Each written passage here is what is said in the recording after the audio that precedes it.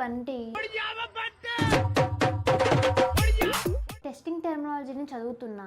Severity priority రెండు ఒకటే కదరా.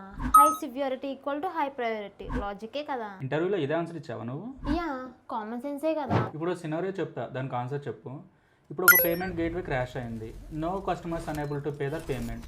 సో ఇప్పుడు కంపెనీ అది మనీ లాస్ అవుతుంది. ఇప్పుడు చెప్పు, సివియారిటీనా ప్రియారిటీనా? యా, ఆబ్వియస్లీ రెండు ఎక్కువే. కరెక్ట్గా చెప్పావు. ఇప్పుడు ఇంకో సినారియో చెప్తా విను. ఇప్పుడు CEO స్పెల్లింగ్ ఎంటర్ చేస్తున్నావు, రాజేష్ కుమార్ అనే ప్లేస్లో రాజేష్ కునార్ అని ఎంటర్ చేసావు.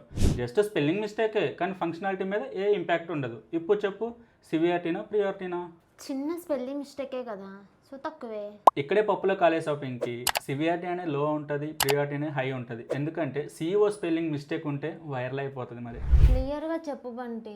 ఏం లేదు పింకి, సివియారిటీ అంటే టెక్నికల్ ఇంపాక్ట్, అంటే ఎంతమంది యూజర్స్ ఎఫెక్ట్ అయ్యారు అండ్ ఫంక్షనాలిటీ బ్రేక్ అయిందా లేదా అండ్ సాఫ్ట్వేర్ మీద ఎంత ఇంపాక్ట్ చూపించిందో చెక్ చేస్తారు. ప్రియారిటీ అంటే బిజినెస్ అర్జెన్సీ, అంటే ఎప్పుడు ఫిక్స్ చేయాలి అండ్ బిజినెస్ మీద ఎంత ఇంపాక్ట్ చూపించింది, రెవెన్యూ లాస్ అయిందా గెయిన్ అయిందా అని చెక్ చేస్తారు.